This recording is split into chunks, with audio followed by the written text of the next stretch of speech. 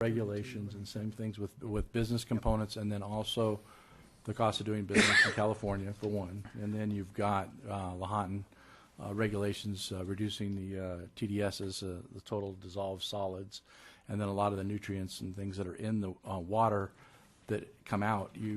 That there's a lot higher standards. And I don't know all the nuances, and Logan can fill you in on all the numbers till you can't understand them anymore. But and maybe Dennis can on some of those as well. It looks like he's stepping up there as well. But in essence, one of the infrastructure required to reduce those and to meet those requirements, just the infrastructure to put in the ultraviolet system was several $1 million. But just to run the ultraviolet system, the electrical cost this year alone was $800,000 to run a system to meet the standards that were imposed by the state of California. So that's just one item. Then there's several pieces of infrastructure that need upgrading. Part of the problem over the years was they didn't have an increase for over 10 years. I think it's closer to 12, and Dennis can probably speak to that because I wasn't there.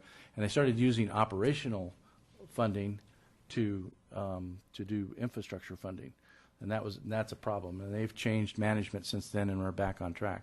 A lot of the things that we've had presentations on with reducing electrical costs by taking some of the gas and producing electricity and those type of things. Those are ongoing solutions, which it'll take infrastructure to change the gas into productive energy, but in the long run that'll save us money. But if you don't put it in now, basically you're kind of paying today or getting some of that in today, which will level out any increases over the long term. We'll try kind of like recycling. If you take care of it now and get those things online, the cost increases will minimize those cost increases, because electricity, as we all know, and I think Art talked about this, Mojave Water Agency, the cost of electricity is going to probably go up about 30% over the next 5 to 10 years because of the mandate to have 30% of the energy being natural energy, naturally produced energy.